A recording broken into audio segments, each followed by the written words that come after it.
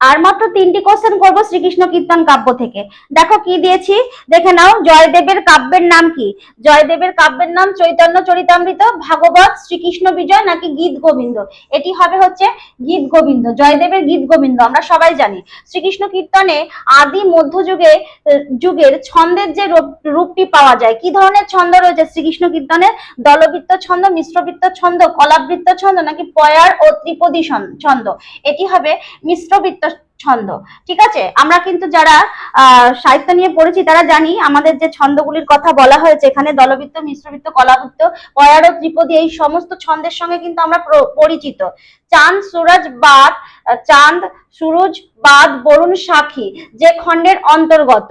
এখানে কি বলা হচ্ছে? রাধা কৃষ্ণের যে প্রেমের সাক্ষী রয়েছে, কে কে সাক্ষী রয়েছে? চাঁদ, সূর্য, বাতাস, আকাশ বাতাস সবাইকে রাধা কৃষ্ণের প্রেমের হচ্ছে সাক্ষী রয়েছে। তো সেই কথাটি কোন খণ্ডের অন্তর্গত? যে খণ্ডের অন্তর্গত সেই কথাটি হচ্ছে, সে খণ্ডটি হচ্ছে জন্মখণ্ড, তাম্বুল খণ্ড, বংশী খণ্ড না বান খণ্ড? এটি হবে হচ্ছে বংশী খণ্ড। ঠিক আছে।